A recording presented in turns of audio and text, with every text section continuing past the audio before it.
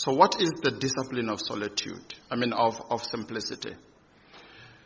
I would define it in two ways for those who are taking notes. Firstly, it is the discipline or the exercising of contentment. That's number one. Secondly, it is the exercising of gratitude. When you talk about contentment, it's easy to think about being content with what you have. But it isn't that. It is actually exercising the discipline of being content with who you are. So what I have is the addition, is the compounded part of what makes me me.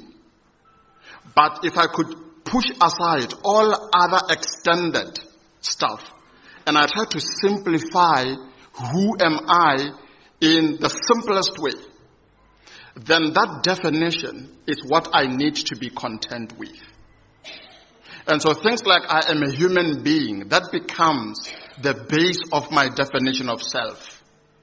So before I am a career woman, before I'm defined by what I can do, before even I'm a priest or a father or a daughter, that is compounded. And so simplicity means I need to go down to the root of what makes me human and define myself from there and be content with that definition. So that from that place of contentment of who I am, then I can be able to enjoy compounded other things. Otherwise, if there's no sense of being happy with who I am and being content with who I am as kwena, then I want other things to define me. And the problem with wanting other things to define me is this: that if I am not happy with me, nothing else will ever be enough. And so I move around wanting to find things that should fulfill me. And what happens usually is this: if we cannot exercise it enough to an extent that when we think about who we are, on the base of what we have and what we do not have, and we are in that state of knowing that I am made in the image of God, that I am loved by God, and that every now and then I can experience that sense of peace of who I am.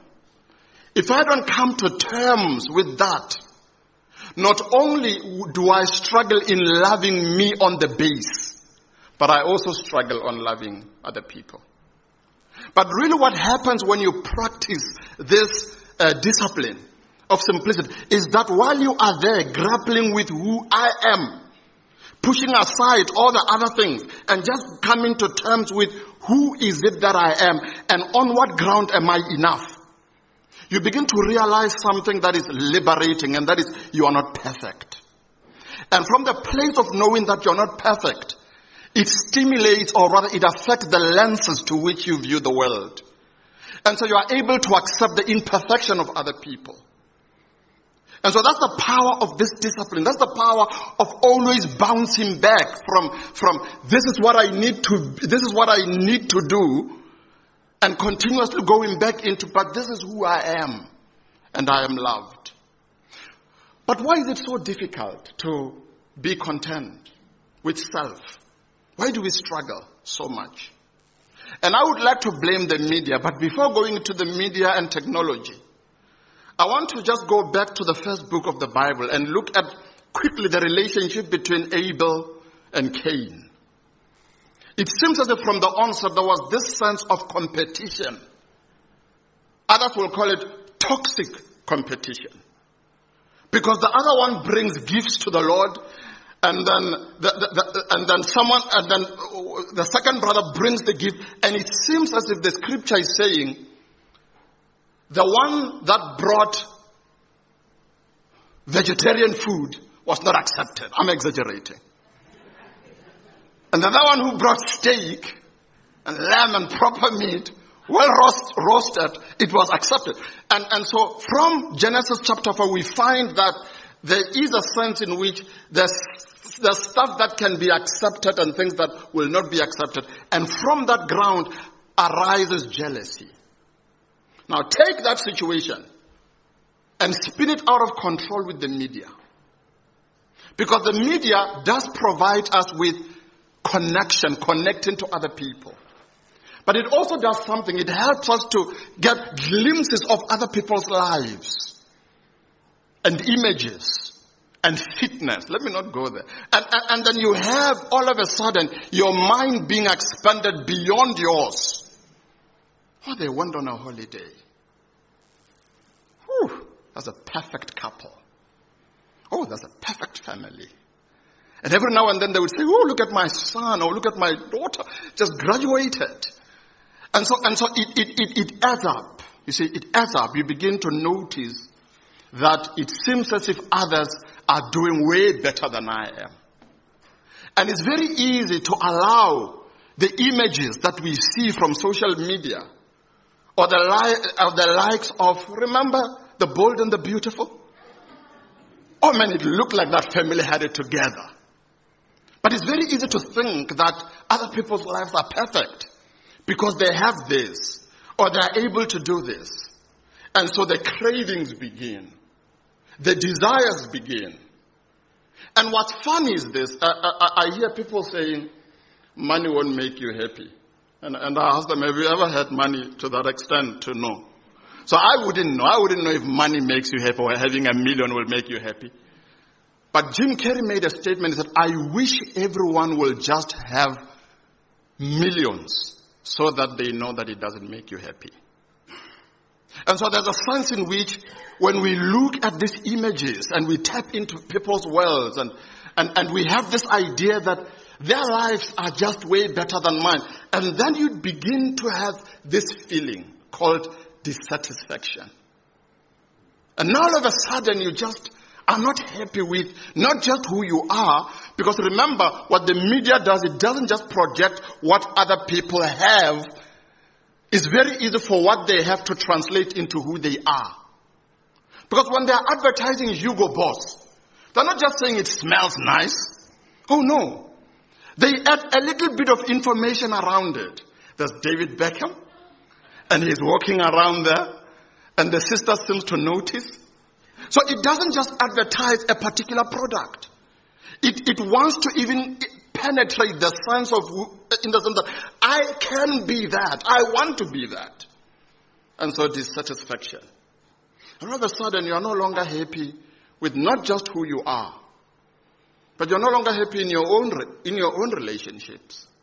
And all of a sudden your parents seems to not be enough. And your children become feeling insignificant. And you're no longer enjoying the things that one could easily enjoy.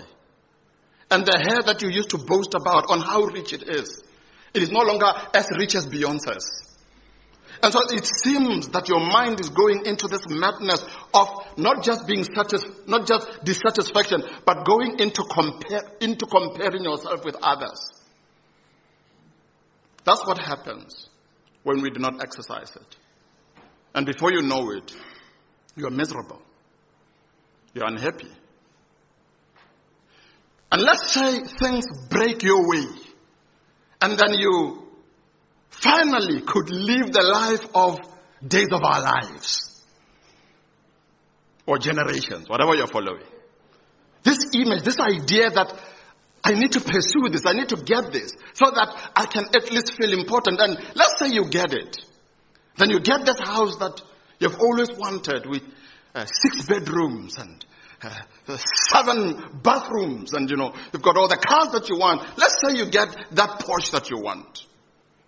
Let's say it's a Porsche S. You get it. I promise you.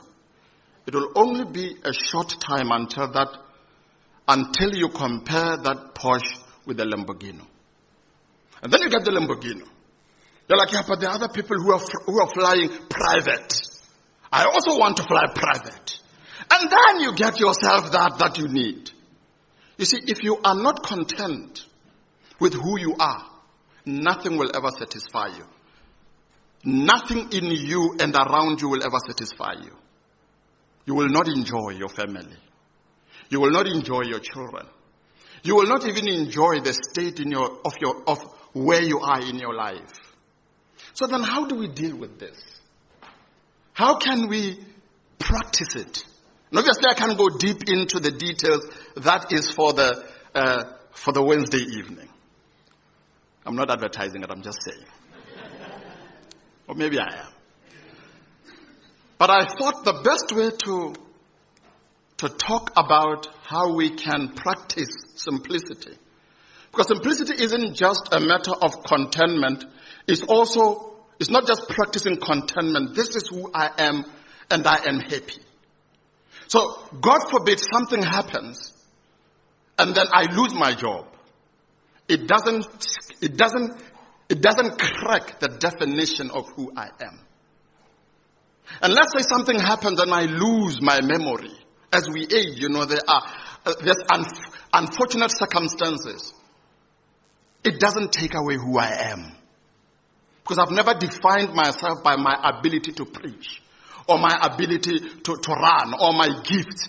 It always needs to go back to that definition. I am human. And as such, by virtue of being human, I do deserve respect. But also, not only am I human, she and he is also human. And therefore, they deserve respect. And so, I was thinking about how can I break down this, how to simplify our lives. I've had this phone for 5 years. It's March. We just entered March, and we are celebrating, me and the phone, 5 years together. 5 years together. And what I've noticed about a phone is, now I just want to share a few things that I wrote. So on this phone, I don't know if yours has it, if it doesn't, sorry, but on this phone, there's a button in the settings called Optimizer, right? And I'll tell you what the Optimizer button does, but I want to tell you first what our phone does all the time. So our phone is designed to be a system that multifunctions. It stores or saves information. It memorizes our go-to. So every time you go on Google and then you type soccer, it makes a tick, and then you go again and type soccer. Before you know it, now when you press Google, it just begins to give you the list of stuff that you probably do, because it memorizes your tendencies. It picks up what you tend to do. And therefore, YouTube begins to feed you recommendations according to where you usually are busy. So sometimes what pops up isn't an accident. It's just basically a fraction of what you are busy with on YouTube or wherever. And so what happens is that your phone does that all the time. And so over a period of time, it begins to overheat. And it gets slow. Because there are so many pictures, there's so many information, and there's so many stuff in it. But you see what that Optimizer button does? It does 4 amazing things on your phone. So when you press it, it begins to bring different colors. And one of the things it does out of the phone, I want to talk about it and then I will leave it at that. Number 1 is that it renews and restores your system performance. That's what it does. So when you press that button, it renews. It goes back to renew the system. Because it's clustered by so many stuff. So it then goes back and then it tries to push out all other things that are not necessarily helping this to function at its maximum capacity. So what it does is it closes apps that you have not used. And then it takes out the trash. And then it frees memory. So in other words, your phone is able to pick up things that are trash. And then it pushes them out. And isn't it amazing that a phone can do that? It can reintrospect itself. When you press that button, it can go back and say, this, that is trash. Even though it has been in the system. And because it is trash, it is affecting my ability to operate. So when we practice simplicity, we are trying to go back to that state of not only defining who we are, but also renewing our sense of what makes us human. And by extension, pushing out everything else that we may have accumulated along the way that really isn't important to our humanity. And so it takes out the trivia things. You realize that, when you're growing up, there was a family in the next door to the village that I was living. And we're always told, don't go in that house. No matter what, don't go. And we wouldn't. So one day we kicked the ball by accident, it fell in there. And we knew we are not going to get it. Like, we are not going to get it. But at some point I began to ask myself, and what did they do that next door that you are so angry about? And at some point you just realize that it was things that happened long ago. They've just been holding on to this trash. And now what is happening is that they are trying to feed the trash to the next generation. And so it's you're continuously hating things that you have even forgotten what you're fighting about. In fact, the person that you fought with is long dead, but you're still angry with that. It's very simple to live not only with the trash, but to allow the trash to define who you are and to alter your emotions. Hate and unforgiveness is trash that is defining you as you live. Because remember, it's effort to hate someone. Remember, when you see them, you have to make sure that they know that you are angry. The second thing it does is that it updates your security system. That optimizer button. So it goes onto the internet and then it updates your online virus what. And what it does is that it protects you. It protects your system so that you are not easily contaminated. So when you look at other things, you are not easily jumping into I want that. It's not easy for you to be trapped by stuff. Because you are protected.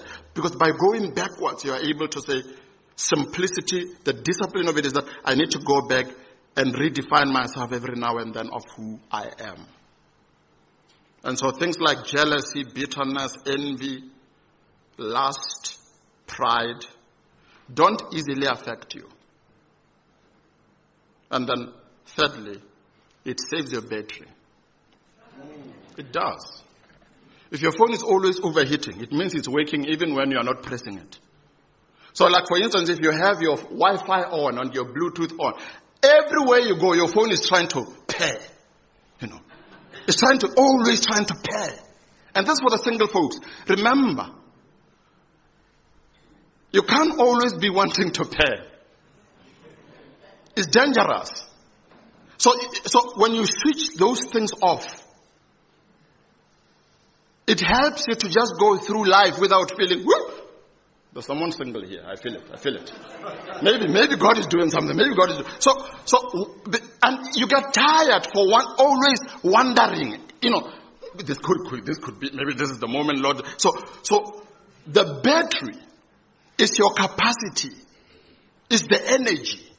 And if you're always wondering, then at some point you get tired. And I want to close with this one. When you press that optimizing button, it does something wonderful. It manages your device. It identifies duplicated items. All of a sudden, you didn't know that you have the same person on your contacts saved differently but the same number. And then it begins to identify that there are things that are similar that you've been repeating. That means there are things that you've been doing year after year, Lent after Lent. And it has not been working, but you continuously do it. It's not good for you, but you continuously do it. And so when you go back and exercise it, it manages the duplications. Like I'm duplicating behavior here.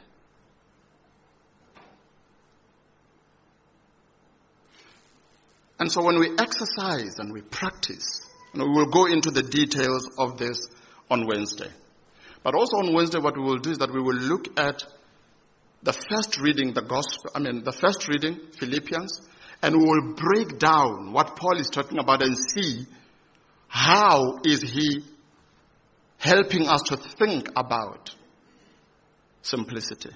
And then we will look at the second reading, the gospel, and see why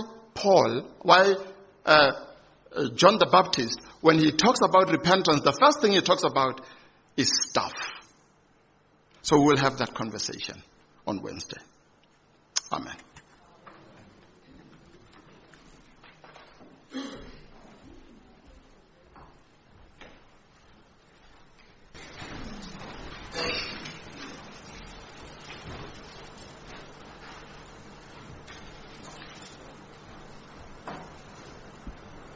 Let us